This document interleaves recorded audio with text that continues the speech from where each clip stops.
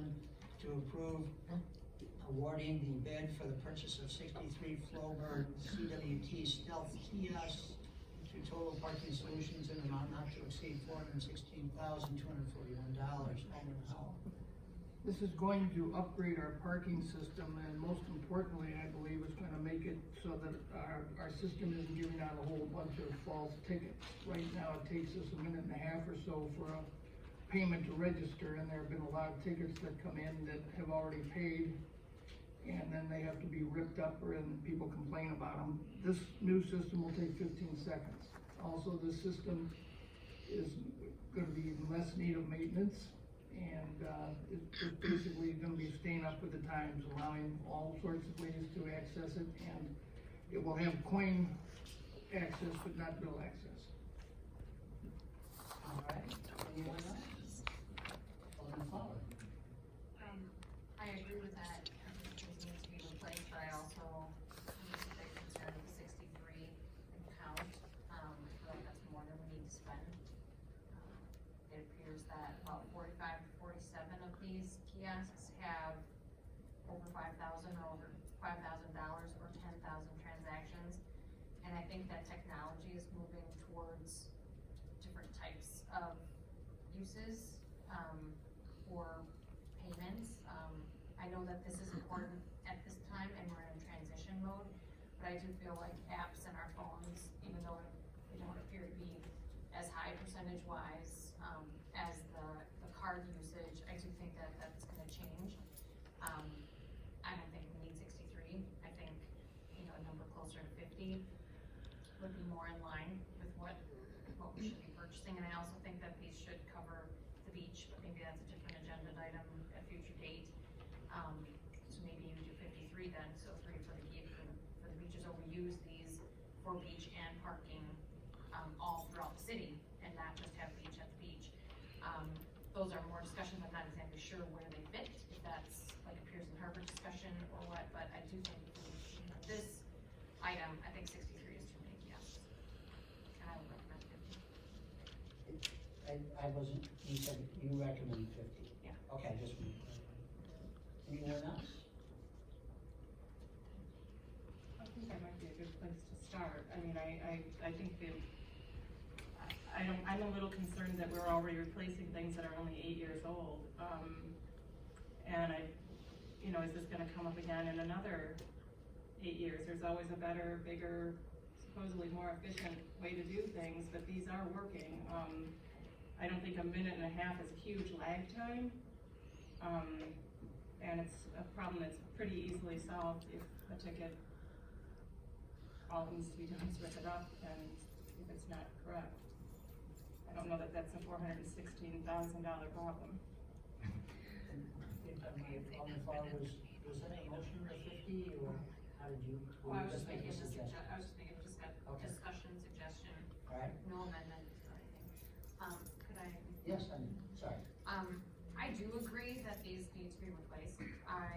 Having used this kiosk, last year when it was on display side by side with the current kiosks we have, I think that we're in a desperate need for an upgrade. I think that these phones that we carry around, we don't usually use them for much more than 2 years before they're out of date. And I can't imagine trying to use a computer from 8 years ago and expecting it to function today. I mean, even these tablets, they aren't quite keeping up with me. So I think in the world of technology, I think we are behind, and I think this is necessary. And I think, moving forward, 8 to 10 years from now, we're probably will be needing to be replacing these again. But maybe it'll be not with kiosks. Who knows what that will be? But technology, I think, it just advances too fast to wait too long. And that's the reason I think that the 63 is too much. I think we put 63 in 8 years ago, and technology is changing and it's moving into other areas, and I think that we should kind of follow that. Alderman Halverson. I think the other issues are they've had consistent problems with the bill portion of the kiosk, and also our maintenance agreement. We don't have one now, so that would be another reason to do it. I would move that we amend it to 50, however, so sounds like a good compromise. Is there a second? Second that. Alright, so the amendment made by Alderman Halverson and seconded by Alderman Flower is to, adjust the number 63 to 50.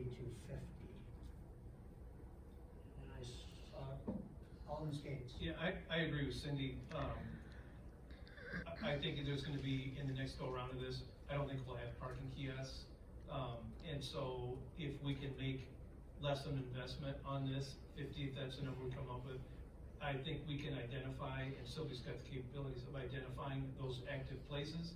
If we can save some coin on this end, to Sherry's point, and to Cindy made the point, the technology, I mean, we're at the end of the life cycle of this, but I do like the idea, if we could, we've got plenty of machines right now, if we could get through, if we needed to put them somewhere to get through this year, 3G, 4G, 5G, it's all coming, they all say we're done next year, but those have been extended numbers of times. When they, if you remember the old phone line, they kept saying they kept it going, they kept it going, they kept it going. So we might have 3G through the end of 2021. I know Sylvia will argue, but I've been hearing that they'll still keep that. All it takes is one company, because then the others double up on that. So I think 50 is a good idea. I think that's a good place to start. I think it gives Sylvia a challenge, because she has nothing going on right now, to figure out where those are. Sylvia, I'm just being sarcastic. She can identify those more locations, and I think that's a good compromise. Anyone else? Yes. Oh, I'm sorry, Alderman Dunn. What we base this assumption as a good compromise, we need to look at how much these are utilized and the convenience of the customers using it. We're just pulling a number out of the air, 50, and saying that's what it is. I think, for one thing, I think Sylvia's studied this and knows the convenience of the customers. It's a very busy place downtown, and a lot of times, you got a lot of people that are looking to park, and they're gonna be queuing up in front of the kiosks if we don't have enough kiosks. And I think we need a better reason for picking the number of kiosks that we have than just somebody deciding 50 is a nicer sounding number. We're only talking about the difference between 50 and 63 is $85,891. That's how much more. And all this is paid for by parking revenue. It's not like it's out of the general budget. Once in a while you have to invest something in whatever is making the money for you. So I think we've been over this for a long time, and 63 is the number that we keep coming up with. I just don't think we can pull a number out of the air at the last minute and say, we only are gonna buy 50 and we're gonna save ourselves $85,891. I'm sure if I got a job sweeping up the Mayor's restaurant, I'd probably find that much money in change in 6 months. Just mere pocket money, you know. Talk about where your number is. Yeah, I was trying to find it, quickly, but I can't. To Sylvia's defense, I know she's not on board with me suggesting 50 or so first right out of the gate. Her reasoning for wanting to go with 63 was an enforcement issue, and she's explained that to us at Public Works. But I do feel like the technology, I feel like we should be pushing people towards using the things that don't cost the city money. So it's a little bit of a philosophy difference in opinion there. But the 50 comes from, there were some exhibits that were presented to us at PWC that showed that, I believe it was 45 of the kiosks had over 5,000 transactions a day. What was it, a year, a year, whatever. Anyway, I'm not as funny. But over 5,000 transactions, so there was 45 of those, and then there was 47 that actually had over $10,000 used. And so they weren't necessarily the same kiosks. there was a little bit of a difference between those, so that's why I was suggesting more of a round number of 50. Those are the ones that are used the most. The most of the ones that were, outside of, that didn't fit that 5,000 transactions or 10,000 per day, or per year, whichever her number is, were kind of outside the periphery of the downtown. And so in my opinion, most of the people that were parking and using those kiosks that were further away are actually headed to the downtown. I mean, I think that we pretty much know that when people come into this city, they come to the lake, they come to everything within those couple of blocks in the downtown area. So if we're a little bit away from those locations, I think that we could put up some signs maybe that point people, instead of a kiosk, maybe it's a sign that points to where the kiosk is. You know, I think that there's ways that we can still have people not confused about where to find the kiosks. I think that we can just be creative in how we get them there, and I think that the cost savings is substantial. And man, if you got that on your floor, I'm gonna come and clean your office every day. So I